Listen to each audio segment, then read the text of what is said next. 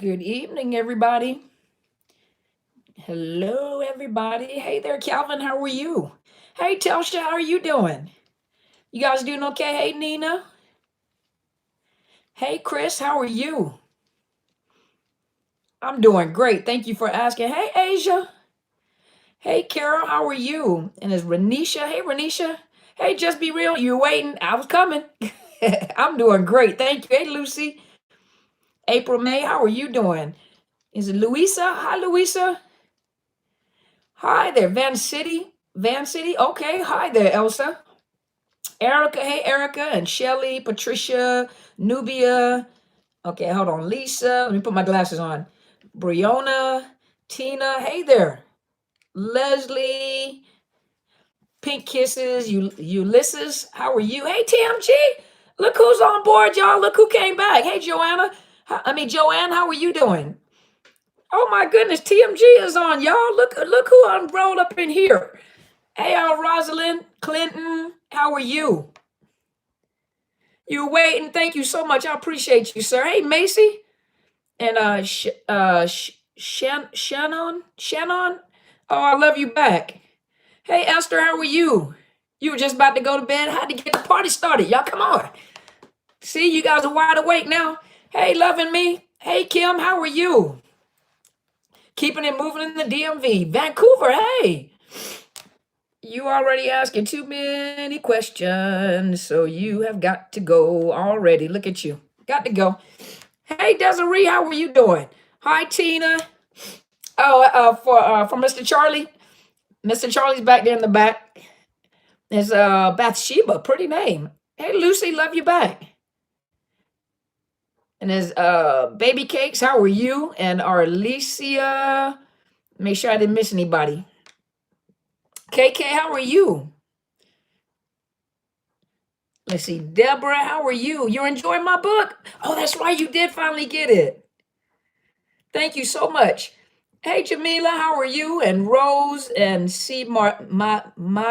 Maritza. I'm doing great. Hey, Miss Chat. You guys on lockdown in Galveston? Yep, join the club. I know TMG is back, right, Telsha? She done got grown, healed and got grown. How are you, Miss Asia? Hey, Catherine, Alicia. How's the shut-in going, Asia? Hey, Darlene. Okay, you do your work. You can walk around your earplug and just come back. Hi, Marcia. How are you? Hey, T. Williamson. Sorry. You need to buy my book? You can go get it on Barnes & Noble. You can go get Great Show Tonight already. You can already foresee it. Uh-oh. Let's see. Hold on. I was missing something here. TMG, everybody was asking about you. Who blocked already? I had to block someone over here. They were at you hate it. What? That's right, you're a teenager.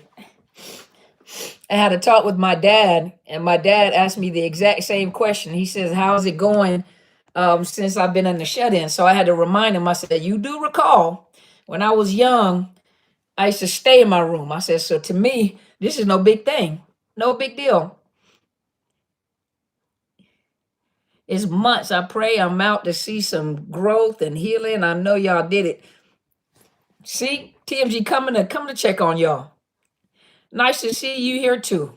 Thank you so much.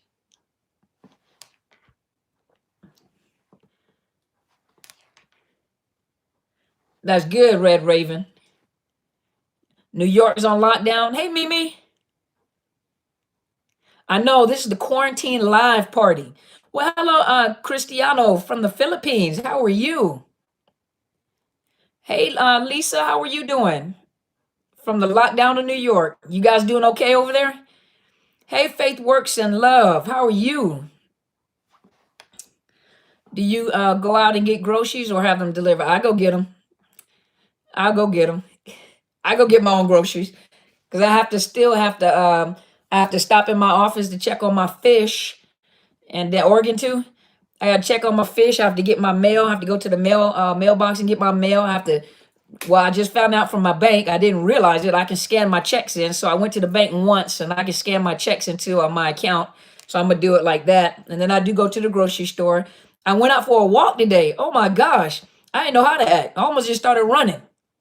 Just started running. And I recalled I was retired. So if I would have ran, I would have had to call somebody to come get me. You're new here? Hi, Rhonda. How are you doing? Hey, Sherry, how are you doing? I am well, thank you. You said you're an introvert? See, don't bother you. Here we go again. Before I block, hold on, before I block. Oh, you guys already got them. But did you know that nigger means ignorant in general? Brandon, did you know that nigger meant it means ignorant in general? So hold on, I'm gonna help y'all out. Because you guys actually cut out the conversation, but you guys don't actually like block them. So that means they're like on a timer. The guinea pig is doing great. Mr. Charles is doing great. Hey, UK, I was just thinking about the UK. Well, hey there, Denise, Miss Newbie, how are you? Don't worry about it. See, never when people do stuff like that, they do it because they want attention. And so if you feed into it too much, thank you. Is it Benzo Life? Give me just a minute. Give me just a minute. I'm coming back. I'm coming back to answer questions in just a minute. You ready for it to be over with? I'm not done with stuff I got to do yet. Not so good? Okay. The book is called Unmasking the Illusion of Perfection. If you look underneath when I post the videos, I usually have Barnes and Noble and it's Barnes and Nobles and Amazon on there where you can order the book. You're new? Well, welcome, newbie. How are you doing? Hey, Dorothy. Hey, Diddy. How are you? Uniquely Muddy. How are you? $5 is not a lot of money. So since you think it's a lot of money, I'm just going to let you think about that all by yourself. See, I'm ready. Hadn't seen y'all in a while. Hey, from Jersey. Oh, thank you, Betty. I appreciate you. New Zealand. Hey. Hey, Dazzle Me Cute. How are you? I'm ready. Shoot, I got energy and stuff. How are you guys doing? But you know what? If you play with me, I'm going to play back with you. And I got jokes too. I was happy to see you guys here too. Hey, Bruce, how are you? Lots of new people. I know. Welcome. Thank you so much for being here. Hey, Glenda, how are you doing? 11 months. Hong Kong. How's everything over there? Hold on. From Hong Kong. Okay, I messed your name up last time. So how's everything going over there in Hong Kong? How are you guys doing over there? How do you request a signed copy? Well, one or two things. I have to order some and get them in. And when I get them in, I can let you guys know I do have jokes. I do. But once I get them in, then I can let you guys know. And then I've had a few people order and I had a few books left. So when I order some more, thank you, Asia. I got jokes.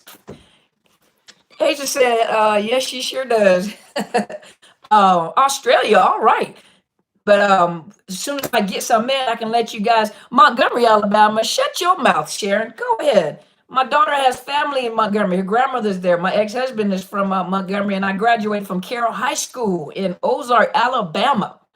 When I used to work for 103.9 radio station, I used to travel to Montgomery all the time. Who are these fools? Who knows? They just want some attention. They want me to do mud duck jokes.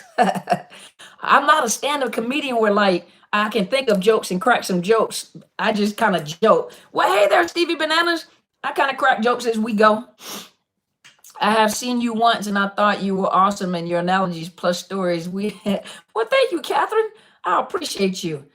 Tasmania, Australia. All right. That's what I'm talking about. Houston's in the house. That's what I'm talking about.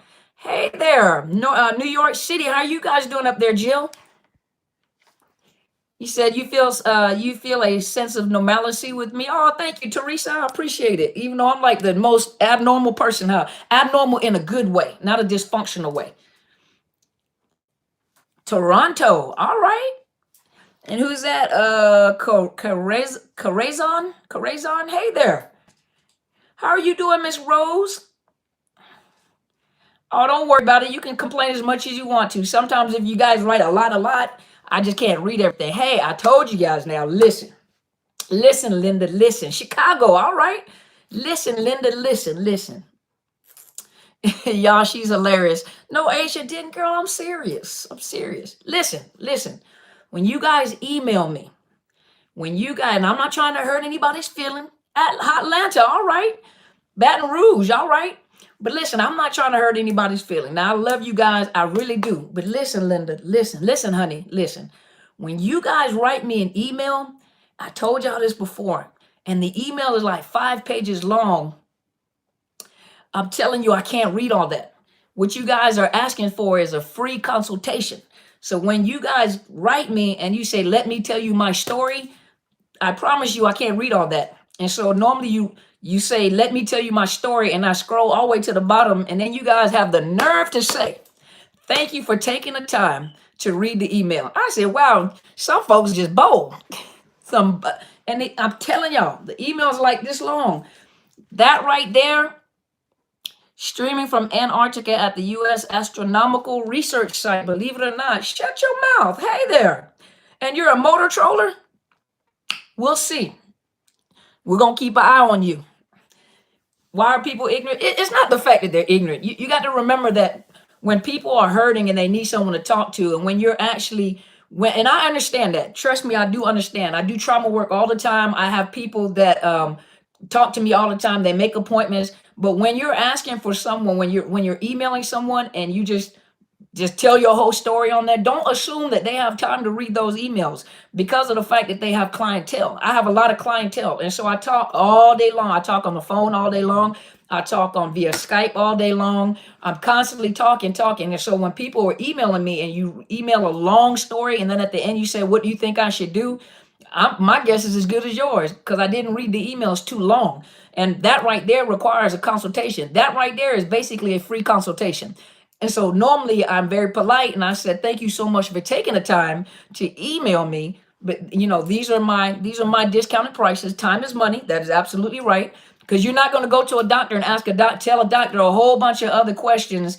Questions about your health, and they expect not your insurance not to be charged, right? You're not going to go talk to people and assume that you're going to get free information. You guys get free information on YouTube and Facebook. But when you guys are sending these long emails, I can't respond to all that. That's too long. That's a consultation. That is what I do on camera. So when I'm on camera, I'm talking to you just like this, and then I answer your question. You tell me what's going on, and then I answer your question. So just be mindful when you're emailing coaches. Sometimes they don't respond back because there are too many people that are asking too many questions and writing long emails. So sometimes I'm sorry, y'all. Sometimes I do chuckle a little bit, like, and you think I read that big old long email? And it's not to be disrespectful. That's just very time consuming. All day long, I sit and do reports. I talk on the phone. I'm on camera. So sometimes I don't have. Then I got to put my glasses on to read it too. So that's a lot. That's a consultation. So you guys just be mindful, okay? Even when you're emailing other coaches, be mindful. And you wonder sometimes why they don't respond back because they don't have time. That right there, that's a free consultation. And so that people are not going to take that and respond back. That's a free consultation, okay? Calvin said, would my book be good for giving a friend or family who's ignorant on the subject of narcissism?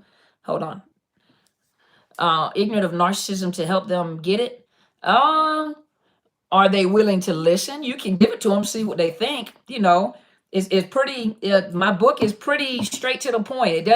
It's not like being clinical, narcissist. Well, in the beginning, I talk about the clinical part of it, but the rest are the stories so you can see it play out. So if you want them to see the story play out, in different people's lives, you can give it to them, see what they think. But a lot of times a person has to make up their mind that they want to come out of the situation. If they don't make up their mind to come out of the situation, they're not going to come out of the situation.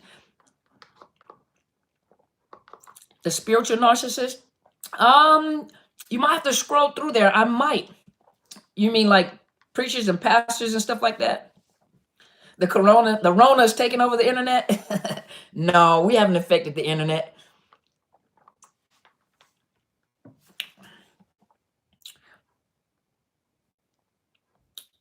I have a video. Who is this? Travel Alkaline. I have a video on that. I do have a video on that. Do you do online consultation for out-of-state folks? I sure do. I sure do. Is it Cliento Exquisite Gem? I sure do. Email me at Dr. Carmen Bryant. So it's DR. You guys put it up. Somebody put it up over here. in Facebook, and someone put over in YouTube. It's DrCarmenBryant, Dr. Carmen Bryant at Outlook.com. Email me, and I will tell you the services that I provide for out-of-state clients, and the discounted prices that I have. I've kind of stuck to my discounted prices because it's working for you guys. A lot of times, most people come and do 1 or 2 consultation. You check in with me like every month or every 2 or 3 weeks, and it's working for you. So I'm kind of keeping the prices as they are. Thank you, Miss Telsha. Hey there. How are you doing, Miss Wendy? Welcome. It is Unmasking the... Let me grab it, okay? Hold on, let me grab it.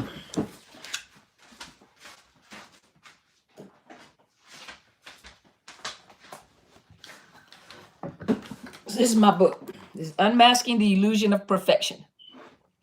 That's the book. And you can find this at Barnes & Noble. You can find it on Amazon. Let me think. Hey there, honey. How are you? Unmasking Illusion of Perfection by Carmen Bryant. Yep. Yep. It is by Carmen Bryant. Yep. Hey there, Marilyn. How are you? First time. Well, hi there, Lizette. How are you doing? All right, you guys. Timekeepers, give me 45 minutes. Let's get this party started. Okay, talk to me, you guys. What you want to know? What you want to talk about? Hey, Miss Robbie, I miss you. I had jokes in my head for you, and then, I didn't see you. I was having a whole conversation with you. You are so welcome. So let's see. Worldwide shipping. So I talked to someone from the Philippines one time on here and said that they tried to order the book through Amazon or Barnes & Noble, and they did not ship to out of country. And so my publisher, who is Westbow Press, if you go to it's probably backwards on the camera, I'm not sure. But if you go to Westbow Press, this company right here online, Westbow Press will send it to you out of country. You ready to hear them? I know, right? I have so many jokes in my head. Sometimes I'm joking with the crew, and then you guys are not around for me to, I start laughing by myself, Miss Robbie. I start laughing at my own self. That's what really gets y'all laughing, when I laugh at my own jokes before I tell them. So, yes, Westbow Press will send it out of country, okay? Suggestions for healing books and channels. Well, I suggest my book, and then you can go to my mentors. You can go to my mentors. I'm hilarious. You can go to my mentors. Did you say yup? I do. Sometimes I laugh at my own jokes before they come out, and then everybody start laughing at the fact that I'm laughing. That's what makes it even more funnier. Then I just can't tell the joke. Then I'm trying to get half the joke out, and most of the joke won't even come out. Then the part that comes out is kind of funny, but it's funnier watching me laugh. So, Westbow Press will send it out of country. And then you can go to my mentor's YouTube channel. It is Helen Sadler, Destiny Helper. That is Apostle Helen Sadler. That's who you guys see on, she does, you see a Bible study on Thursdays, you see church on Sundays. Also, for those of you, just so you'll know, hold on, we're going to start 45 minutes as soon as I say this, okay? But for those of you, you guys see that I posted in the community tab, I posted the red little flyer with her on it. And so what we have is on Tuesdays, we have prayers. So I know some of you not everybody's a believer. I understand that everybody's not a Christian, and that's fine. No problems at all. But you guys, thank you so much, Lizette. I appreciate you. But you can go to on my community tab, and there's a flyer on there. On Tuesdays is prayer night, and so there's a number on there that you can call. It is a conference hotline with a code. And then for some of you guys, I know I talked to a few of you guys and said, well, thank you, No More Mud. I appreciate you. But I did go look, and there's a code on there. And so some of you guys were kind of nervous about saying your name when you come on. You don't have to say your name when you come on. Just come on and then mute your button. But you guys are welcome to come on Tuesday. She invites you all to come on Tuesday for prayer. And there's prayers on Tuesday, and I think it's at 7:30. It ain't on 45 minutes yet. Not yet. Wait a minute. Hold on. Wait a minute. Don't start yet. But But yeah, on Tuesdays is prayer, so you can go onto the community tab and you can find the phone number on there. All of you guys are welcome to come online. The ministers are on there praying. So you guys don't, I know somebody's like, do I have to pray? No, the prayer is not you guys praying, it's the ministers that are praying. And so if you come on and you need that extra encouragement during this time where people are shut in and you're on the quarantine, the corona quarantine, and you're nervous, you know, and you just want that little extra, you guys are welcome to join us on Tuesdays. And you know, you find it in the community tab at 7:30, PST, Pacific Standard Time. You guys are welcome to get online and then just listen. Thank you so much, Karen. I appreciate you. You just listen, and then you know, the ministers are praying on there. So if you guys want that extra encouragement, okay. So let me go back to the original person that I said I was going to answer a question. I didn't forget. Let me go. Okay. So Ben's life said, the narcissist is calling me a narcissist and is on drugs. We have children. How should I approach the smear campaign as well? Silent treatment. You don't have to respond to that. There's no reason why you have to respond. See, most of the times most people are so accustomed to responding or fighting back or defending yourself that you feel like you have to respond. You don't have to respond. You can pick and choose your battles wisely. Okay, now start 45 minutes. But you can pick and choose your battles wisely, and you don't have to respond. You do not have to respond. Susanna said, typical narc response for us here on social distance. Nope, I don't have to listen. They can't tell me what to do. I'll do what I want. Screw them. They hate rules. So frustrating. Okay, now you mean to tell me, Susanna, you posted that like 800 times just to make a statement? I think everybody saw the statement. Now, I'm not trying to hate on you, but I'm just saying I think everybody saw the statement. You posted like 50 times, so everybody read it. Everybody got it. Girl, you ain't got to overdo it. We got you. We got you. Let's see. You said you appreciate her so much. Apostle's the bomb. Such an amazing woman of God. She is. She's an awesome, awesome lady. And what you see is what you get. You meet her in person. She's exactly like she is on camera. She's exactly how she is. How do you deal with a 70-year-old aunt narc? I'm helping her care for her 93-year-old grandmother, and she's been a bully to me, disrespectful and controlling. Well, now you have to make up in your mind how much interaction do you want to have with her, because they're not going to stop. You know, so yes, you are helping, but she's not going to stop. So now you have to determine, you know, how can you limit your interactions with your aunt, because you're helping her? So how can you limit your interactions, because you're kind of stuck right now? You're kind of stuck. He told me today that we were going to the store. I had to go in a while. He waited in the car. All he wanted was pork chops. I had to wait a long time in the meat department line, and I got 6 texts while I was in line cussing at me, telling me it was my fault that I couldn't get out the store fast enough. Then I got screamed at on the way home, but he wanted the pork chops, and I ended up leaving the store anyway. I mean, what did you expect? That's how they are. So it doesn't matter. Hey, that Miss Yolanda, it doesn't matter. It doesn't matter what you do. Nothing is ever right. Nothing is ever right, no matter what you do. Do narcs tend to have patterns, similar timelines with the amount of time they're in a relationship with each supplier? Nope, they do not. Remember, each supply is different. The narc is the same, but each supply is different. Narcs get worse as they get older. Absolutely. It's over when you remove every way of contact. Yep. If a woman went into a store to buy me pork chops, I would marry her.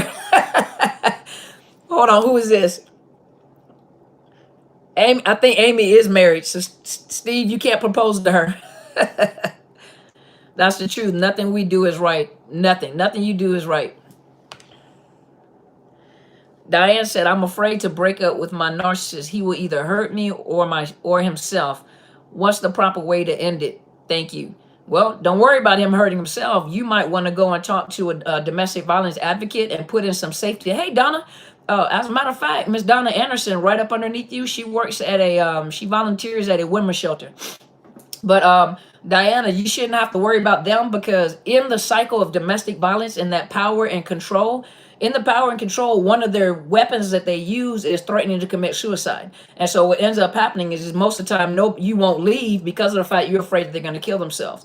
Really, that's not your concern. Your concern is you're trying to get out. So my advice to you is to go talk to a domestic violence advocate. You're not married, a domestic violence advocate, and find out what kind of paperwork you need to put in, whether it's a protective order, whether you need to be moved and relocated, whatever you need to do to put some safety measures in place. Because even in I know it's bad to say, it's oxymoron to say in a regular domestic violence, nothing is regular about domestic violence, but thank you.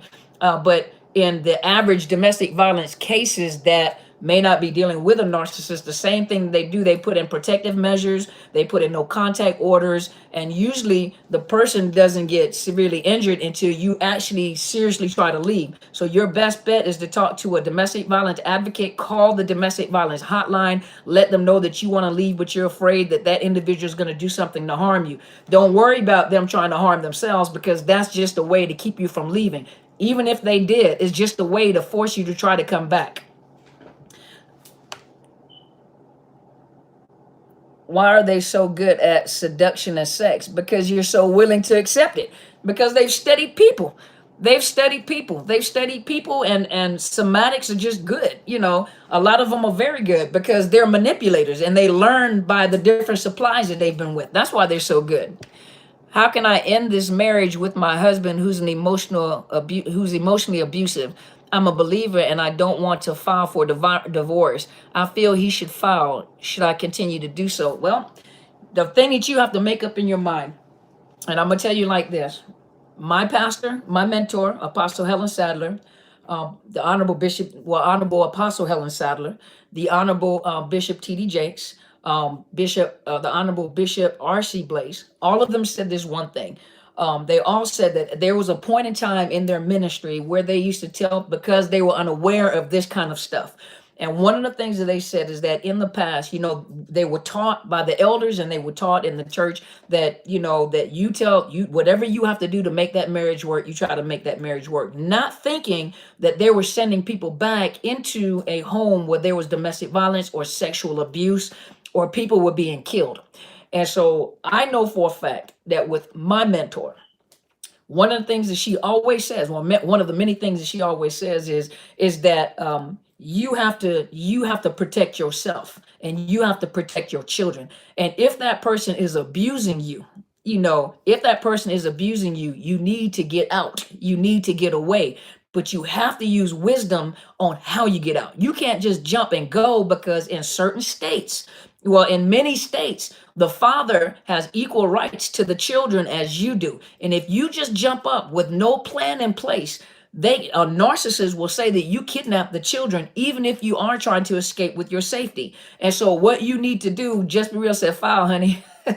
But what you need to do is you need to talk to a domestic violence advocate. You need to put safety measures in place. You need to document no contact order to help you in your case, because they will do anything that they possibly can to hurt you, to include trying to take your kids. So if you make a mistake and you jump up and leave with those kids, they can say that you kidnapped those kids, and you can get those kids taken away from you if you have children. My pastor said you don't owe him anything. You don't have to leave, but you don't have to stay. That is your choice. Especially if someone is abusing you. If someone is abusing you, why would you stay? And a lot of times I had people email me to say, you know, I just want to know whether this person is a narcissist so I know whether to stay or not. It doesn't matter whether they're a narcissist or not. If they are abusing you, then you should not want to stay. So if they're not a narcissist, you're going to try to stay and change them. That's absurd, because they're not going to change. Whether they are or not a narcissist, they're not going to change unless they want to change. And you have already been abused and trained and misused. And so what makes you think that they're going to change for you? So whether they're narcissists or not narcissists, if someone is misusing you or abusing you, male and female alike, why would you stay? And I know many men that were being physically abused by women, iron burns, cut marks, knife marks, bite marks, terrible. So women can be just as vicious. Amy said, do you have a story? I'm new, so just getting to know you. I do have a story. I don't even know which video it is where I told the story, but I do have a story. Yes, ma'am, I do have a story. I too am a survivor of not only domestic violence, but narcissist abuse, 22 years, yes. And on top of that, almost 50 years of experience in narcissistic family relationships, clientele, stories, baby daddies, all that good stuff. And so, yes, I do have a story. I do have a story. He reminded me that I can leave. Yes, you can. Yes, you can. It is your choice. It's your choice to stay in the abuse, but the problem is, the sad part about it is that when you are in a relationship with a narcissist, you're literally addicted to an individual is very, very different than being in a relationship with a person that's not a narcissist. Because with a narcissist, what they do is they trauma bond. It's the Stockholm syndrome. And a Stockholm syndrome, you have to go back. There's some videos that I did, and even on my podcast, where I talked about what trauma bonding is. What type of chemicals are released, how you are addicted to that individual, how they operate. And so for people, it's like, just leave. It's not that easy. Being in a relationship with a narcissist is not that easy than just a normal relationship. Abusive relationship is not a normal relationship, but a relationship that is not with a narcissist or with a psychopath or sociopath. So for people to tell you just to get up and leave, that is not easy to do. You are literally addicted. The same chemicals that are released to cause you to be addicted to alcohol and drugs is the same chemicals that are released to have you addicted to a person. You can be addicted to cigarettes. You can be addicted to gambling. You can be addicted to sex. You can be addicted to food, food addiction, shopping addiction, people addiction. And so really what it is a person. And when you leave out of that relationship, for most of you guys, you can't figure out, why do you keep getting back? Why do you keep going back? It took you 12. Wow. But see, you wonder why you keep going back. Well, what happens is when you leave out of the relationship, the chemicals in your body drop. And so those chemicals in your body causes a 90 days clean. But those chemicals in your body causes a craving for that individual. And so whether they give you, you're so welcome. Whether they give you positive or negative attention, meaning if they cuss you out, you feel filled. You feel, any kind of attention you can get. That's why when they silent treatment you or like ghost you, they do it for a time and then you start craving them. And then when you start craving them because your fuel levels have dropped, they come back. And they get fuel from you because you're trying to get back with them. You're trying to get that hit. You're trying to get that hit again. So it is the same type of addiction to a person, to a narcissist. And this is why breaking no contact is not good, because you keep relapsing. That's what you're doing. You're relapsing. They force you to come to them by ghosting. Yep. Because you can't figure out, the crazy thing. Let me tell you something. Some of you guys are some very handsome and very beautiful individuals. Looks have nothing really to do when it comes to a narcissist. It's beneficial, but it doesn't have anything to do. If you are a handsome guy, or if you're a beautiful woman and you've never had a problem with people, getting a man or getting a woman, it's never been a problem. What really almost baffles your mind is, for some of you guys, your bubbles get popped when you realize you ain't as cute as you thought you were, even though you might be sexy. But what ends up happening is you can't figure out why you can't get this person to fall for you, or why is it and so you want someone that doesn't want you. All these people want to be in a relationship with you or want something, but you don't want the good people, or you don't want it. What is curious, what is really baffling your mind is why don't you want me? Everybody else wants me. Why don't you want me? Well, I'm not gonna say everybody wants y'all, but why don't you want me? And so you end up chasing behind this narcissist because you can't figure out, why don't you want me?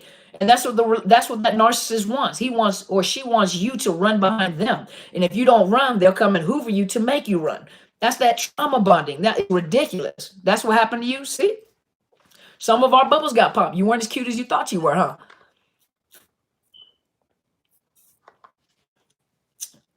That is so true. Yep. That's right. In my mind, it was a challenge. Right. So how in the world am I challenged? I've never had a problem, getting a man. I never had a problem getting a woman. What in the world is happening here? How come they don't want me? I ain't never had a problem like this before. So you become curious. And that's what that narcissist does. They put you in a place where you're always on, or you're always unsure, always unsure. Do you want me? Do you not want me? Do you want me? Do you not want me? And so they play this game, and you play this game back and forth until you are literally addicted to that individual, and you can't figure it out. See, it's the Stasia. Stasia, pretty name, Stasia. Yeah. What are your thoughts on not blocking but no contact? What are your thoughts on not blocking but no contact? This is a person who has smeared my name to my boss and coworkers. They know I know they are narc, but left friendship due to horrific lies. Do you have to, JP? Do you have to interact with that person at work? Because if you don't have to interact with that person, why not block? See, let me tell you guys something. When you those people that have been addicted to drugs before or alcohol, there's no such thing as is I don't drink anymore except on Saturdays with my friends, or I don't drink anymore except socially. No, when you've been an alcoholic, you can't drink at all. If you've been a drug addict, there's no such thing as, hey, Vicky, there's no, when you have been a drug addict and you, whether it's meth, cocaine, heroin, whatever your drug of choice may have been, there's no such thing because you have been addicted to drugs. There is no such thing as, I don't use drugs anymore except on the weekends with my friends, or I don't use drugs anymore except maybe on a Friday or on a Monday to get me going. There is no such thing. Either you're going to stop it or you're gonna, there's no such thing as are you pregnant? Just a little bit. No such thing. You are pregnant or you're not pregnant. So when you're dealing with a narcissist, you have to make up your mind. Do you really want to? So honored to have you here. But do you want to come out of this situation? If you don't want to come out of this situation, don't block them. Talk to them every now and then. Get into good conversation. Stay friends, no problem. But then you're gonna come right back and say it's not working. Yeah, it's not working because you have to go cold turkey. Exactly. You have to go cold turkey. Absolutely. What if you have kids? Well, if you have kids, you have to limit your interaction. Your conversation should be just on those kids. That's it. What time you coming to get them? What time do you want me to drop them off? Do you need me put in the bag? If they're little, do you want me to put anything in the bag? Do you need me to bring a change of clothes? That's it. There's no such thing as, so how you doing? No, don't worry about how you doing. Don't worry about how I'm doing. That we're not in a conversation. There's no yes, no. That's called gray rocking. Gray rocking means that you watch your feelings and your emotions. Always remember, a narcissist always has an ulterior motive. Even if they're doing something nice, there's a reason why. Especially, I told you guys during this corona lockdown, don't be surprised. There are a lot of hoovers going on. Now, keep in mind that some of you guys are having a counterparent with your baby daddies or baby mamas, and this is that time where those kids need to be taken care of. That's a perfect time. No small talk. No small talk. Just basic straight gray rock. Gray rock means you take your emotions out of just the military, bottom line up front. What do you want, and how do you don't have to be mean, you don't have to be rude. Yeah, okay. Oh, thank you. They're checking on you. Is there anything that you need? Oh, I'm good. Or yeah, hey, send this and this over. I need some, whatever. That's it. Because what they'll do is they may get something for the kids, but then they want to have a conversation with you. There is no conversation. What do you guys have to talk about? Did you forget what happened? Did you forget why you left in the first place? So, Grey Rock, this is not one of those. The sad part, when you're coming out of a relationship with a narcissist, the sad part about them and the average person that doesn't have narcissism, there is no such thing as we'll be friends on behalf of the kids. No, we're not. We're going to be parents on behalf of the kids. I need to tell you something about the kids. I'll tell you something about the kids. If you ask me something about the kids, I'm going to tell you something about the kids. But I'm not going to tell you about me. We're not going to have a discussion about me. There's nothing for us to talk about. That's how you have to handle it. You don't have to be rude. You don't have to be mean. Do you need anything? No, I don't need nothing. I'm calling over here. No, you don't got to do all that. No, I'm good. Thank you so much. I appreciate you for asking. Thank you. And leave it at that. You just filled them. Hey, Ralph, how are you? Thank you so much. I appreciate it. You forgot what happened? But I mean, you don't have to be, yeah, some of you guys are upset, but you have to remember they want negative or positive fuel. So if you go and they want negative or positive fuel. So if you're still angry and you respond to them in an angry way, or you got an attitude with them, you're still fueling them.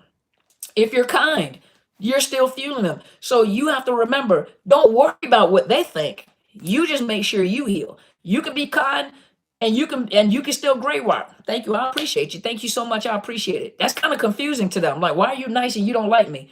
And then they want to have a conversation. Thank you. How you doing? I'm fine. Is there anything I can do? No, I'm good. Thank you. If they have a conversation, you don't have to respond back. Some of you guys think you have to respond back. You don't have to respond. April said he is back at his sister's home and family members just seem to enable their behavior. Yep. Hey, Dawn, how are you? Hey, Kobe, powerful name. God bless you. You're doing his. Thank you so much. Give them the exact opposite response that they're trying to elicit out of you. Exactly. And for some of you guys, it's hard for y'all to be nice. Just be nice and cordial and leave it at that. So Nabby said, hi, Dr. Bryant, still narc free about a month now, completely no contact, slowly but surely regaining my pre-narc sanity and soul, thanks to narc communities like yours. Oh, thank you. I appreciate you. You purchased my book. Thank you, Kimberly. I appreciate you. Yeah, don't react. You want to respond, not react. Responding requires you to stop and think what you're going to say and calm yourself down before you respond. Just because they text you don't mean you have to respond to the text right away. You can respond to the text tomorrow. Anti-narc communities. Oh, I knew what you were saying. But here we go. So when you depend on them, all of a sudden you gain independence. Do they not really like you anymore? I think this is what happened with my ex and I. They want you to be so dependent on them that you can't make it by yourself. When you become independent, which a lot of you guys don't realize how much power you have to maintain your independency, because they already have convinced you that you are not able to make it by yourself. And when you do it, it's really a narc injury to them. And then they try to punish you for being independent. I know that's crazy, but they try to punish you for being independent. And you're supposed to be independent. You're supposed to, but they're trying to punish you. And the way that they try to punish you is just stop talking to you. They just discard you. But don't be surprised. They'll hoover their way back over there to you. I've learned there is no pleasing them. No matter what is said or done, it's always wrong. Yep. You cannot please them. You cannot help them. Absolutely. Hey, Melissa, my narc sold a watch I gave her, and she is shameful. She sold the watch. You know what? So let it go. So let it go. I mean, there's nothing you can do about it. Why arguing with them? A lot of times you're connected. I know there are some things that are very sentimental, and I understand that. There are sentimental items that you have, watches and family heirlooms and pictures and stuff, and it's heartbreaking because they'll purposely damage it or throw it away to hurt you. That's what they do to hurt you. A lot of my stuff was thrown away. A lot of my military stuff was thrown away. A lot of my grandmother's jewelry was thrown away, and I was hurt. I was crushed because those were memories. I served in the military. When I served in the military, there's certain things that you have in the military that you hope to pass down to your children. One day when I'm 100 and something years old and still got my bun and look just like this, jokey joke. But, but a lot of my military stuff, my grandfather had military items and I really wanted it, but I never asked for them. But I know how important it was to me to have my grandfather's military stuff. The only thing that I have is one picture of him with his military stuff. And so for me, I have a few items, my dog tags, I have one uniform and I think, something, but all my boots, my dress, my Class A uniforms, everything that I cherished, everything that was my military memories was thrown away. And I was so crushed. I was so hurt. But they do that on purpose. They do that on purpose to hurt you. They do whatever they can. They take something that's valuable to you. They take something that has sentimental meaning to you. And they do it because they try to hurt you on purpose. That's the sad thing about it. You know what I mean? Dr. Carmen, ex-narc texted me condolences when my mom passed away. Is that a Hoover? Absolutely. Absolutely. Miss K said, wow, so true. Or they give things away to make themselves look like they're a good guy. Yep. The sad part is having to remain no contact while they see it as you being petty and cruel, having no idea how much pain is involved in cutting off and ignoring someone you still love. Absolutely. But let me tell you something. Oh, you miss hearing my voice? Oh, thank you, Don. I appreciate it. But absolutely, see, and then I've had people ask me if he deleted my deceased father's messages from the answer machine to make sure that he drive that stake in your heart. That's what he was doing. That's how cruel they are. That's how mean they are, to pay you back or to make you hurt. They want to see that reaction from you.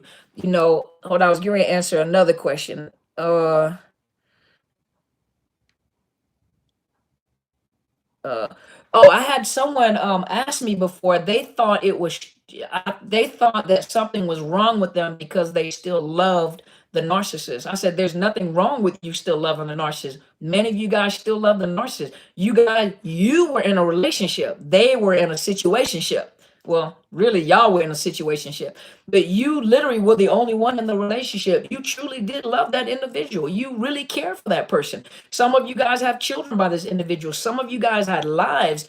Some of you have given up your dreams, and you bought a home. You invested with this individual, so you thought there was something there. You really did love that person. So there's nothing wrong with that. That is very true and genuine in your heart. But that didn't mean that they cared about you. You see what I mean? But that didn't mean that they cared about you. You see what I mean? Hold on a minute.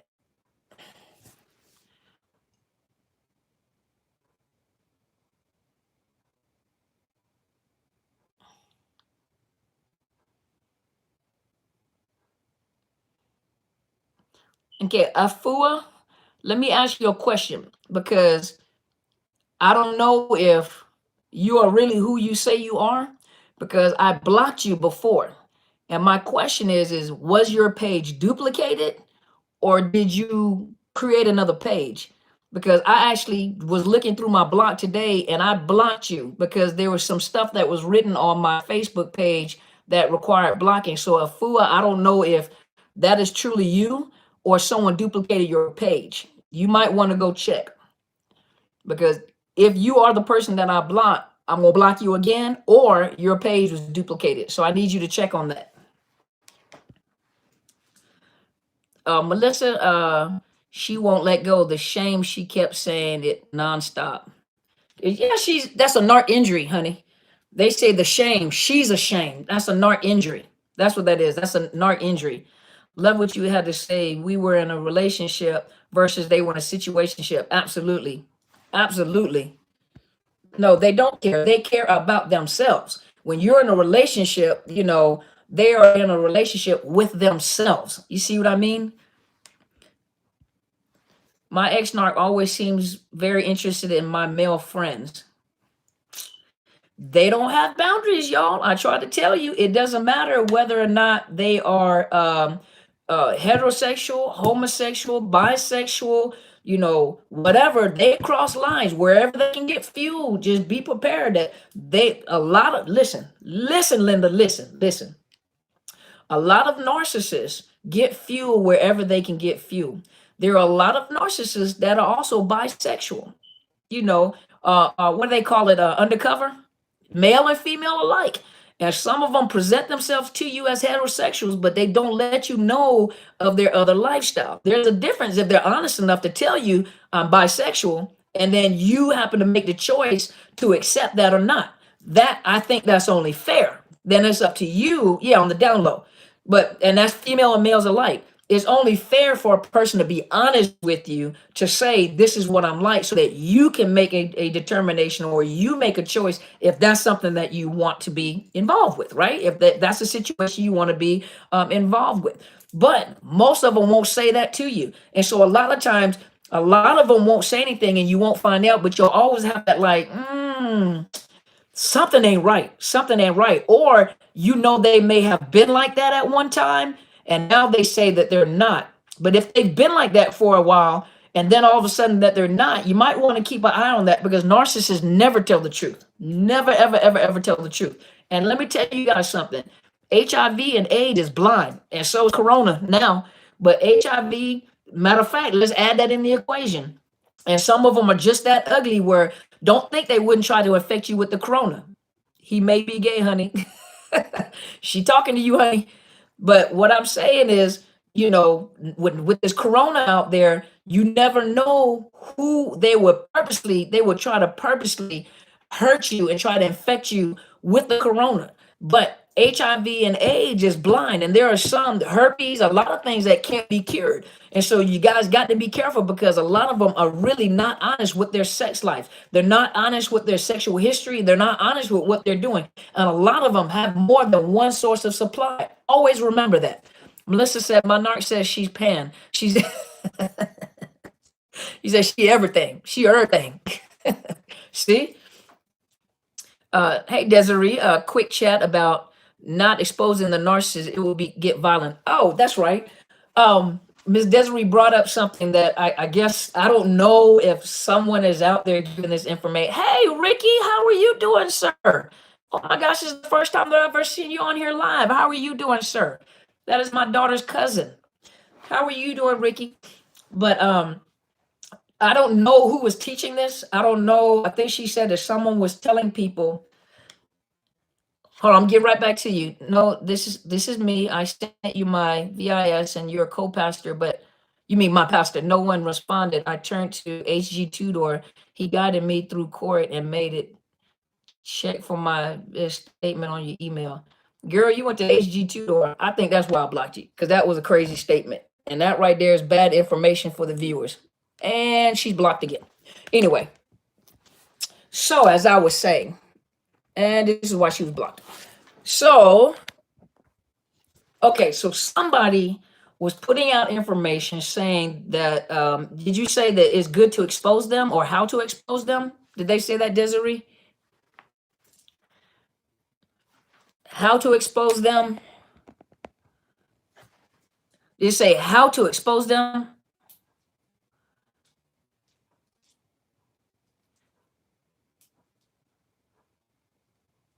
Expose them, yeah, turns violent. Exposing them turns violent. Hello, hey there, Kira. How to? Oh, so someone was telling. I don't know who. I don't know, and I'm not trying to hate on anybody like that. But let me tell you guys something. Don't ever try to go out because you're angry to expose a narcissist. YouTube has reduced its users channels due to increased usage. Has reduced users channels. Explain that, TMG. Reduce users channels how? Due to increase of users. Tell me how. But yes, how to expose. Oh, that's what was said. Okay, let me tell you guys something. That's like the dumbest thing that you guys can do. Channel quality. Okay. But I'm sorry, you guys. My little camera won't stay up. Sorry.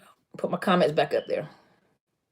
But listen, it's the dumbest thing for you guys to get upset. I'm not calling you guys dumb, but for you to get, most of you guys are very, very, very, very hurt.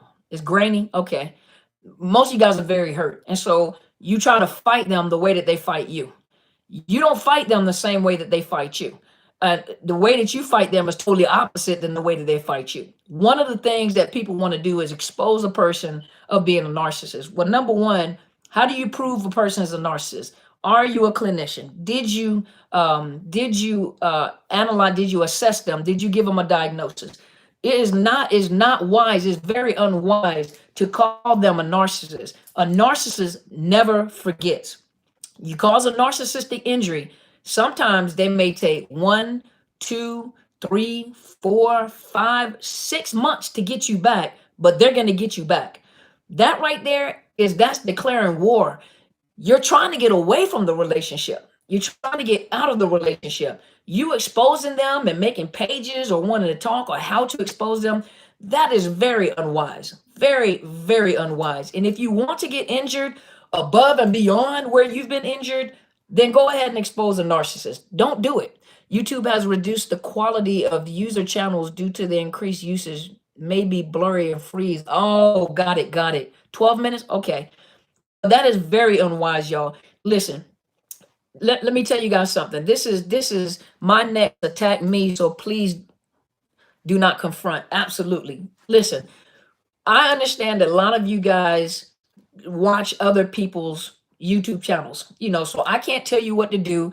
I know some of you guys are very faithful to my channel, very faithful to Apostle Helen Sadler's channel. And one of the things, and I have to go back, a lot of the coaches that I follow and I watch, they do not encourage going to expose a narcissist and going to, how to expose a narcissist. A lot of the ones that I respect and I watch, they don't do that.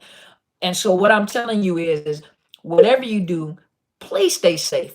The whole goal was to get away from the narcissist. When you cause a narcissistic injury like that and you try to expose them or embarrass them in front of people, you are actually asking to be hurt even worse. And they are so vindictive, they're so insidious, they are so cruel that they will go above and beyond to do anything they possibly can to destroy you, your family, your children, your reputation, your money, your court, anything they can possibly do. In your mind, you might be thinking there's nothing that they can do. Trust you me.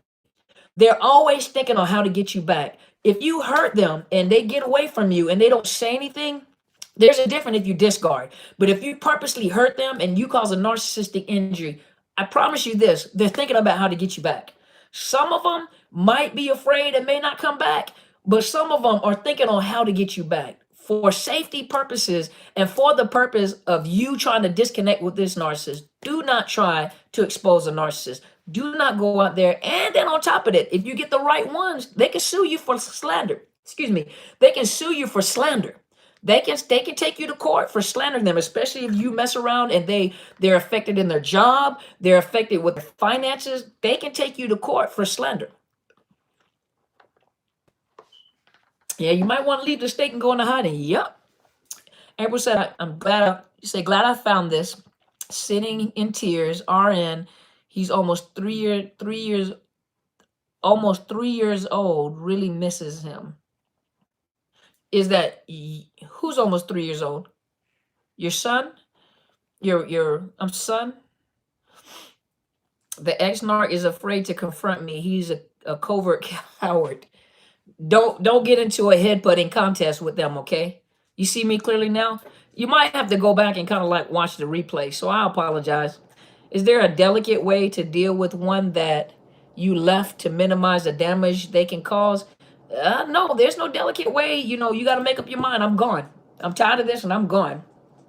She ghosted me after calling her a narc. Is she plotting? I don't know, my dear, because I don't know her personally. I don't know. 9 minutes? Okay. I don't know. Do you think it's weird that I'm the one who cares and wishes we could just get along? Bree, did you just not hear my conversation a few minutes ago when I said that people have asked me the question whether it's strange or is something wrong with them because, hey, Clara, because they still care. And I said that you guys have feelings and that you're supposed to care. You were the only one that was in the room. Where y'all be at when I having the conversation? You guys like just look over everything that I say. You look for something that I'm saying. Bree, I already asked you your question. I ain't trying to be ugly now. You just, I'm keeping it real now. That's just me. That's how I talk. You got to work with me. If you love me, love me. And I love you back. I'm not trying to hurt your feelings. But I just said that. I just said that there's nothing wrong. You guys are perfectly normal when you love someone. You have normal emotions.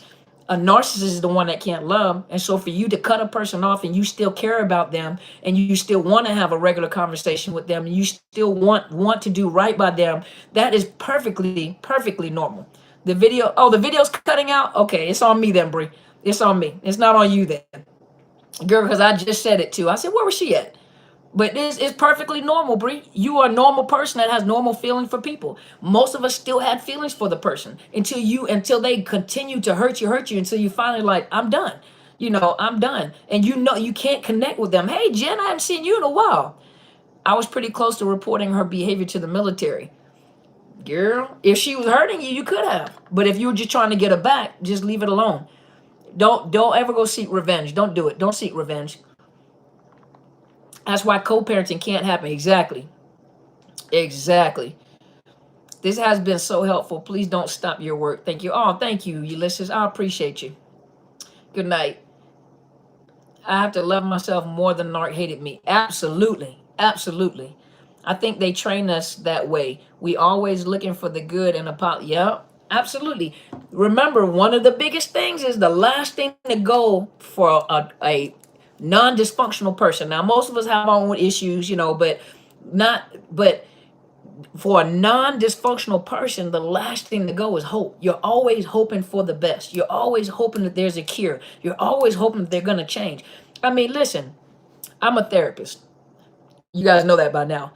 I'm a coach. I talk about narcissism all the time. I understand it. I teach you guys. But in my heart, there's always hope that maybe somehow we can come up with some kind of way to cure this. We know that now that they're older, there is no help. There is no help. They're not going to change. So my mind is always thinking like, what can we do for the younger generation before this personality sets in to help the younger people before this personality intertwines with them and becomes a permanent part of them, because by the time they're 18, 19 years old, it's a permanent part of them. And most of you guys, clinically, you diagnose narcissism when they're about 18, 19 years old, when they're already young adults. But in my mind, okay, I'm always thinking hopefully researchers are doing research to find out remember, there's a different reasons why people end up having cluster B personality disorders. Not everybody gets narcissistic personality disorders. Some of them get borderline. Some of them get psychopath, sociopath. Some of them get histrionic. There are different things that they post-traumatic stress. Not everybody develops a personality disorder. So I always have the hope like, dang, what can we do to implement to prevent this personality from developing in children? We may not be able to help the older ones, but what can we do to help? There's always some hope, because we're humans, and we don't have a dysfunctional personality where we don't have compassion or we don't have empathy. You see what I mean? They don't care. But the hope is the last thing to go. And a lot of times when you realize there is no hope for this relationship, there is no hope for you and I'm done, that hope is gone. But there's always hope in your heart, in an empathetic and compassionate heart, that maybe one day we can come up with a way to cure personality disorders. At this particular time, there is no cure. Narcissistic personality disorder, where the patient is not treated, all the people around them are. What is supernova? Supernova is something that happens when a empath or a super empath loses. They do everything that they possibly can do to prevent blowing up. And I did a video on that. I was very detailed in the video. 5 minutes? Okay. But I did a video on that. Is when that a empath or a super empath. I'm going above and beyond. Thank you. But an empath or a super empath, what happens is they absorb everything. They absorb everybody's feelings. They absorb everybody's pain. Every time they get around, they absorb the energy. They just feel everybody's hurt. They can feel the energy of everybody, and it just wears them out. And with a narcissist, they're always searching for, that when they connect with a narcissist loves an empath or a super empath because of the fact, it's exhausting.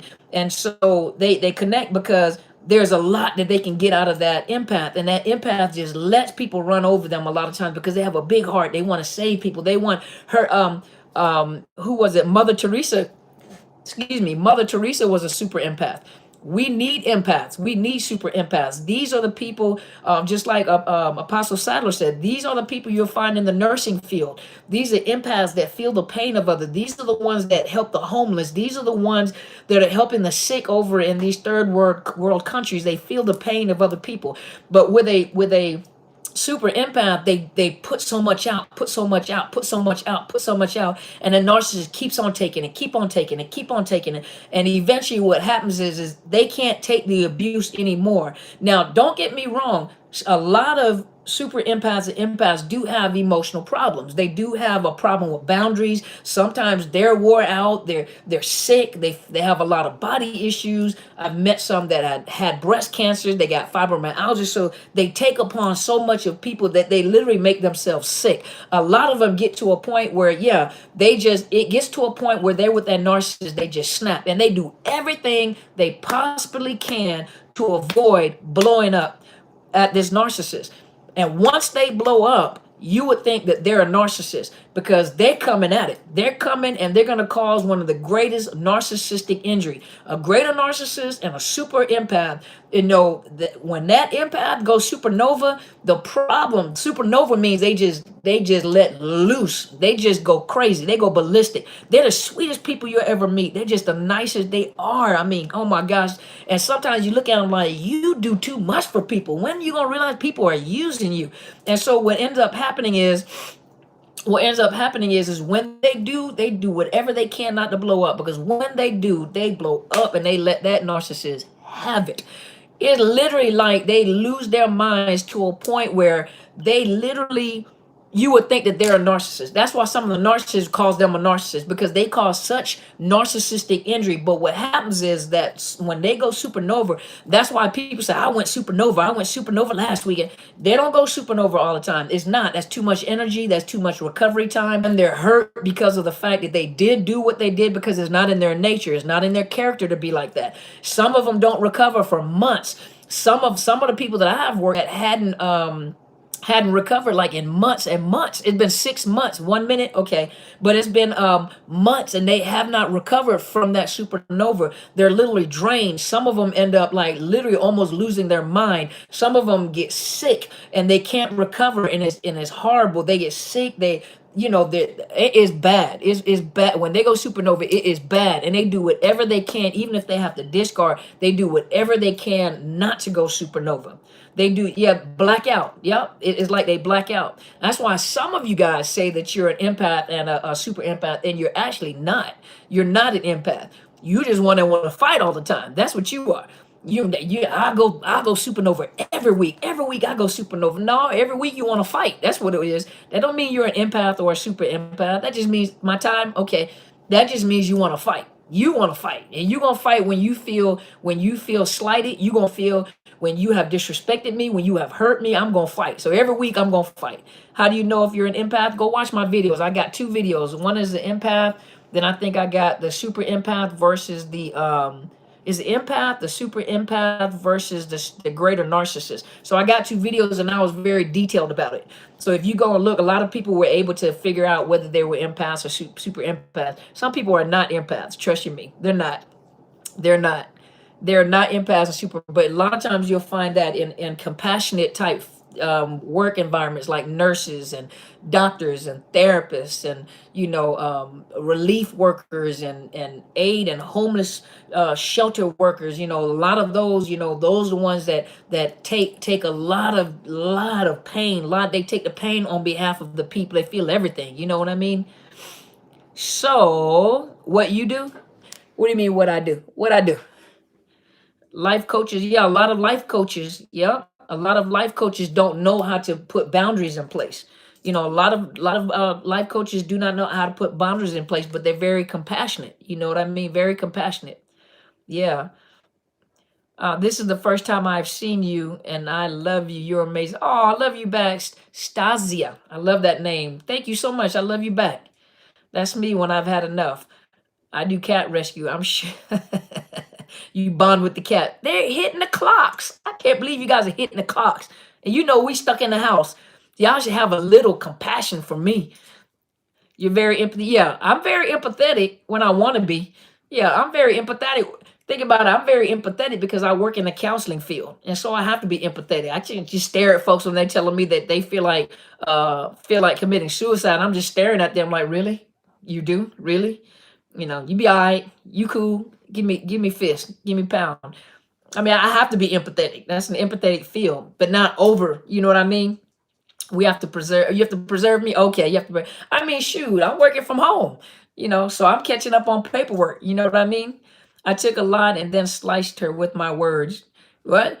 You probably took a lot and just wanted to fight back. That's what you wanted to do. Keep talking, boss.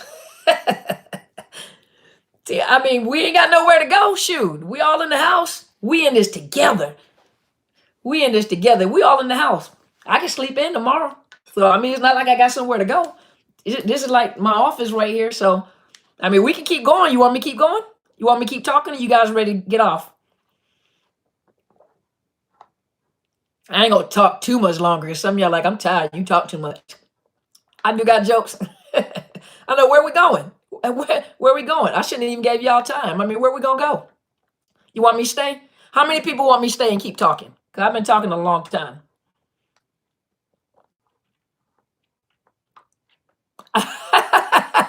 I got to change Mr. Shaw's diaper. That's a little tiny diaper then. Y'all want me to stay? You want me to keep talking? Okay, I keep talking. Then when I get tired, when I get tired, I come off. But I can talk a long time. But I'm not gonna talk a long time. So I'm gonna talk a little while longer. Okay. I ain't gonna give y'all no time. Y'all like to throw clocks. I'm gonna talk a little while. When you guys see me rubbing my eye, well, I can't rub my eyes or I'll rub my eye. Well, my eyes start burning. You guys know that I'm getting tired. So I mean, we ain't got nowhere to go. We all locked in. So may as well. Do I ever do individual video conferences? I do individual coaching. And so when I do coaching, I actually do an individual conferencing, just one-on-one. Want me to keep talking? Okay. How do you keep their family off your back? No contact. Are you on YouTube? Yeah, I'm on YouTube. I'm under Dr. Carmen Bryant, Overcoming Narcissist Abuse. CNA. Yeah, CNAs. Yep. I stay up late just to hear you. Oh, thank you. Is it me or are narcissists always on their phone and acting suspicious? They're probably hoovering other supply. They're probably trying to connect with other supply. So if they're always on the phone and they're secretive about it, they're triangulating or they're hoovering new supply. They're trying to get new supply. They're always trying to herd some cattle. They're always trying to. My ex-mark is with a married woman who went back to her husband and then he took her back. They don't have any standards. You know what I mean? Whatever they can get supplied, that they just get supply. How does someone get individual? Email me at drcarmenbryant@outlook.com. It's drcarmenbryant@outlook.com. And then I will send you, just let me know if you want individual coaching or consultation. And I will send you my fees. Miss K said, COVID-19 ruined my birthday weekend. Dr. Carmen, keep my spirits. Oh, well, I mean, I was in the house on my birthday too. Happy birthday to you too. Absolutely. I exploded. And now I want to apologize to her. I feel bad. Listen, you ain't got to apologize. I mean, you apologize, you start the cycle all over again. You keep going back into that cycle. You know what I mean? You keep getting back into that cycle. Hold on. Sometimes I can't see what's written because it's like cut off on here. I admire your confidence so much. I wish I could get to that point where it's just, hold on, where it's just, okay, hold on. I admire your confidence so much. I wish I could get to that point where it's just matter of fact and no sympathy. I think that's where I keep messing myself up. Listen, let me tell you something. There's a few things that help me when I went through what I went through. 22 years of being in a relationship, having a family, having houses, nice cars, you kind of on top of your game, came out the military, there were some things that helped me in the process. It had gotten to a point where I kind of withdrew. So it wasn't like I was putting in anymore. Toward the end of the relationship, my mentor counseled me and was teaching me how to be a wife, first of all, so when you and that was being taken advantage of and everything. So, and that's cool, no problem. And so there were some things that helped me in the process of my healing. Number one, I had a good support system. I had my mentor. I had my church sisters and brothers, all of them comedians. So you see, if I'm like that, matter of fact, Telsha met Apostle and met Tasha, my little sister Tasha. And so we all like this, so we're happy-go-lucky, and it's and Miss Robbie, and so I had a really good support system and I had a really good family. And so they knew what I was going through, but they didn't know all the details of what I was going through. But they knew what I was going through. They knew I was hurt. I still had to do my job. I still had to, because I'm one of the leaders in the churches. And so I still had to do what I had to do without just, falling apart. I was hurt, but I still went in. I focused my attention on what I had to do and process my healing. Some other things that helped me: number one, my faith. That's the most important thing. My faith helped me. And another thing that helped me is the fact that, I'm a retired senior military leader. And so being a, is it broke? No, you can listen to music. Oh, okay. But being I was a senior military leader, and I was number one, I was a minority. Number two, I'm a female, so I guess you guys kind of figured that out, right? I'm a minority, and I'm a female. I am a female. I'm a minority, and I'm a female. And in the military, it's a predominantly male-dominated, male Caucasian dominated field. And so, because thank you so much, Miss Erica, and because of the fact that it's a male-dominated, Caucasian male-dominated field, I was always had to be in competition with males, and then I had to lead males.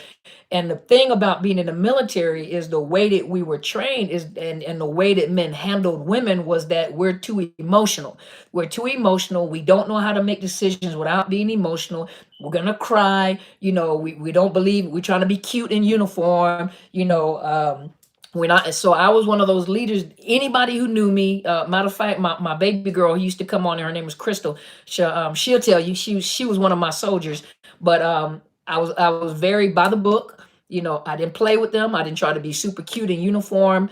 I didn't wear a lot of makeup at the times. So I had my bun in the back. I didn't play with them. I didn't show them a lot of emotion. We did what we had to do. Now, as they got to know me, they knew I was going to take care of them. That's one thing I was going to do, take care, because I had to train them. And this was what helped me, because I had to train a group of soldiers to be able to go to war without being super emotional, because war is high stress.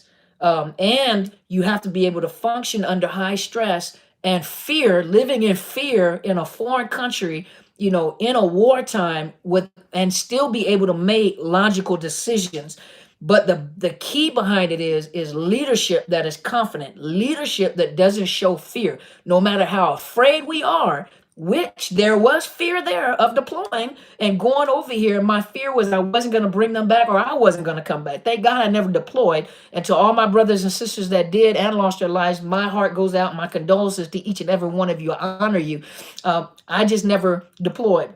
But I always had to train for when I go to war. So I had to train soldiers to trust me and to trust that I can make a decision without being over emotional. And so I learned to shut emotions off. Now think about what I'm saying. That's what a narcissist has done when they were young. They shut emotions off, and they never been able to turn that switch on. So turn that switch back on. So in the military, we learn to shut those emotions and focus and depend on training. So with that being said, when I came out of the situation that I came out of, it was a very painful process. The blessing behind it is number one, I was in a church and I was in a position of leadership. So a lot of times my faith kicked in. Well, my faith had to kick in. My faith kicked in, but also the fact that my training from the military kicked in, because I'm one of the senior leaders in the churches. And so because I was one of the senior leaders, my mind was always stuck to, if we had to go to war, could they trust me with my emotions? Could they trust me to make decisions that were not emotional decisions? And so that kicked in for me. The third thing is that I had an excellent mentor. I had a mentor that cared very strongly for me. And not only did she care very strongly for me, she didn't let me come up with excuses, and she had to handle me like we were still in the military. She had to handle me like that. And this is why I trust her with my life, because of the fact she handled me like I was a soldier, which I am. And she focused on my recovery, and she focused on where I was going. Now, all that I went through, that was my training to do what I'm doing right here. And so what I'm saying to you is that, you can recover from it, and confidence, you build confidence as you learn how powerful you really are. Because a lot of things that I learned is that I was talented before I met the individual. I'm still talented after I met the individual. I was gifted. I was smart. I went to school, but the way that they make you feel is like you are so dumb that you are eating the books. You're not getting it. You eating the books, and you picking boogers and eating cotton lint out of your belly button. That's how they make you feel, until you get away from them and you realize that you're actually smart. You actually can read. You actually can write. You actually are not salivating out the side of your mouth. And one, you know what I mean? Hey, JT. But what I'm saying, a lot of you guys will find your strength afterward. A lot of times something horrible has to happen. And I'm not saying all the time, but sometimes something horrible has to happen in order for you to really find out what your strength is. Just like now during this COVID-19 scare, a lot of you guys are finding out you have more strength and more endurance and more resiliency than you think. You know what I mean? Than you think. Bree said, that is amazing. You are amazing. I have deeply considered counseling. Go into counseling or doing counseling. Thank you so much, Patricia. I appreciate you. Who else put that there? Thank you, Missy. I appreciate you.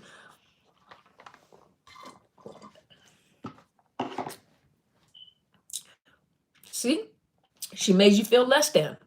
But you have to think. And you don't eat boogers. I do not eat boogers.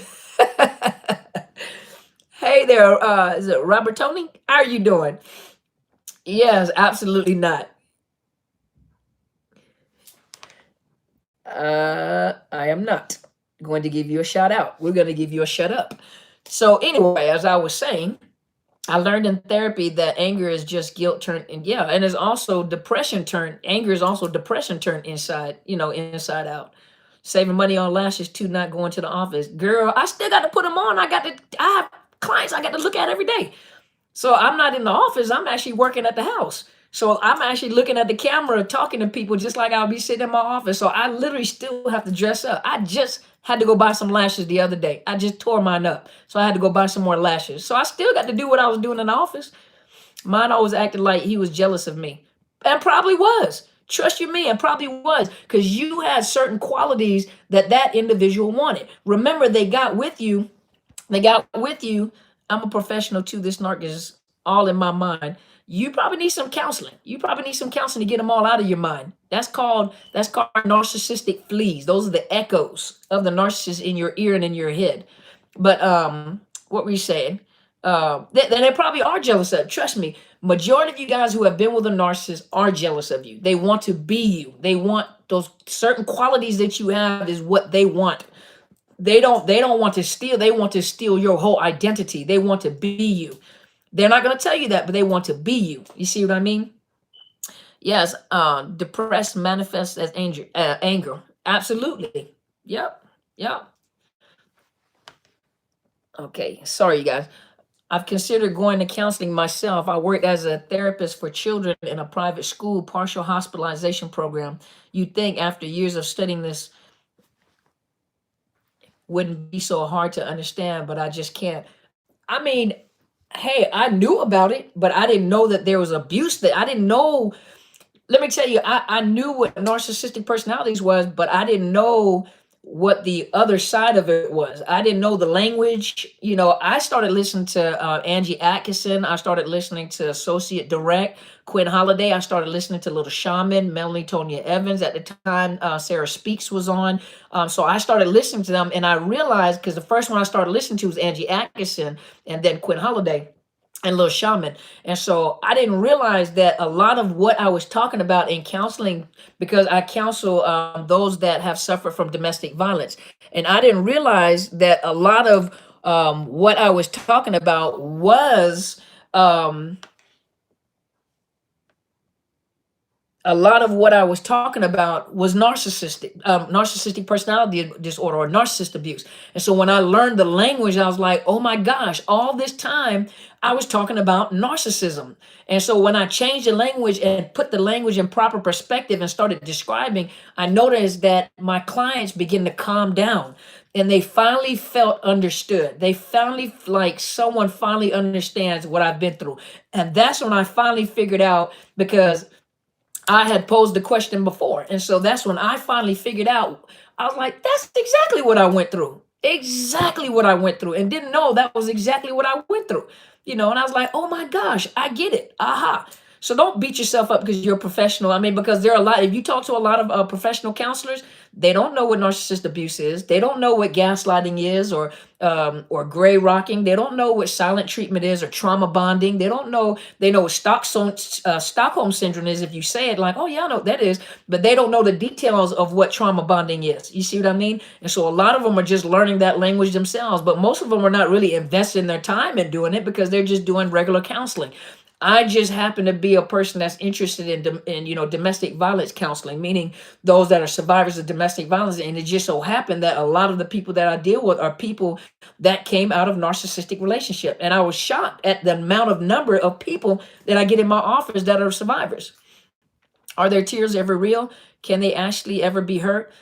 They're really hurt when they receive a narcissistic injury, when they're ashamed or embarrassed, or if they've lost something and it messes with their image and everything. They'll cry big crocodile tears, not because they're afraid that you're going to leave. They're not hurt because they're hurt. No, they're hurt because they're embarrassed or humiliated, or you messed up their image. That's when you see them cry. Yes, it's so much different and more complex, and you're actually in it. Absolutely. Unlimited knowledge on Instagram is ran post by a narcissist, lies, projection, victim playing, making himself out to be a good person, and he is not whatsoever among countless other accounts. Okay. Okay. I don't know who that is, but okay. Uh, yes, I used to tell my narc there was something wrong with his head. Never knew there was a name for it. Check this out. I want you guys to change your language. I want you guys to change your language, because remember, you're coming out of a narcissistic relationship. You also have to change the language that you're using. Stop attaching yourself and saying, my narcissist used to, my narcissist used to. Don't say that anymore. Say the narcissist used to. Say the, because they're not your narcissist. They were never your narcissist. They were you were with them or whatever, but they were never yours. And then say the narcissist. Never say my narcissist. Say the narcissist. Okay. Hey, no, don't worry about it. It's okay. Hey, Dr. Carmen, can you explain inverted narcissism? Is that similar to covert narcissism? Or like the narcissists that are like those ones that are usually like really shy and quiet? Those are the shy, quiet type. I have to go look that up though. It sounds like it's the shy, quiet type of narcissist, those severely covert ones that you don't know, that are really, really shy and really, really inverted, meaning they're very, very they're more quiet. More. How do you stop loving the narcissist? Takes time. It takes time. When you love somebody, and it takes time. You may not. Oh no. Hold on, y'all. I got to reconnect. Hold on a minute.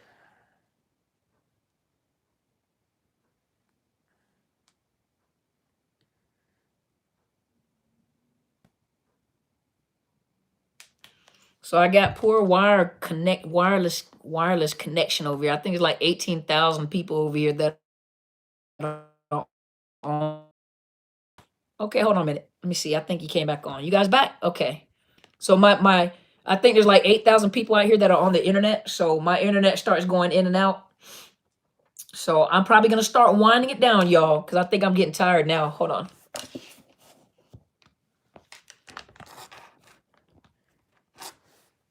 Oh Lord. Okay, there we go. Are all narcs verbally abusive more so than physically? You got to remember, you have a lot of the overt ones are very physically abusive, but coverts are too. They can be abusive too. So it's just a matter of the person that you're with. Remember, each narcissist is they're individual people with the same disorder. So not all narcissists are physically abusive, believe it or not. Not all narcissists are physically abusive. They're not. All of them, though, are psychologically abusive, though. And verbally abusive. Sometimes sometimes you're not going to catch it. They're verbally abusive, but sometimes you don't catch it the way that you think it would be verbally abusive. It's like some of them don't curse. Some of them are not physically abusive. Think about like the religious narcissists. Some of them do not curse. Some of them are not going to put their hands on it, but they are emotionally distant. They're emotionally disconnected. They're very mean. They're very harsh. Very, very abusive. They're not intimate with their partners. They use that as a punishment. And so some of them are not physically abusive. Physical intimidation. Okay, what happened? Okay, my comments over here stopped. So I guess my internet over here. Hold on. Oh, it came back on. But go out there, purchase the book for somebody. It's Unmasking the Illusion of Perfection. I'm on Barnes and Noble, Amazon, Westbow Press, for those of you that are out of country, they will send out of country. I am going to stay safe. You guys stay safe. Make sure you guys stay corona free. And some people have gotten the coronavirus. Don't be fearful, because there are a lot of people that are actually healing from it. So do what the CDC is telling you to do. Get you some warm water and put some lemon juice in it and drink that during the day. Drink more lukewarm water. I had me a big old thing of some warm lemon tea. Go find you guys some camu powder. It's a very potent vitamin C fruit from Brazil, from the Amazons. But get you good vitamin C, zinc. I got a lot of vitamins up there. Zinc, fish oil, vitamin C, vitamin D. Get that stuff in your system. Make sure you're drinking warm water with tea, with lemon in it. Put some ginger in it. You guys stay healthy. You wash your hands, take showers. You guys haven't bathed in a while, take a bath. Take a shower, something. You guys stay safe. Thank you. Some of you want a signed copy? I'm gonna let you guys know when I get some books in, okay? I just haven't been able to order any right now. But thank you guys once again. Make sure you go to my mentors YouTube channel. It is Helen Sadler, Destiny Helper. Make sure you share our videos, share my videos, share her videos, so we can get her followers up, followers. There we go, followers up. Make sure you share the videos. Thank you guys as always being here. Those of you that are looking for counseling, you can go to my sponsor link. It is betterhelp.com/Dr. Carmen, and you can get a discounted price for counselors that are in your local, not your local area, but if you are in rural areas and you want to do telephone, online, they do that for a nominal fee. They give you a 10% discount, and if you can't afford it at this time, let them know, and they'll give you like a grant to assist you in getting counseling. For those of you that are interested in coaching, it is Dr. Carmen Bryant.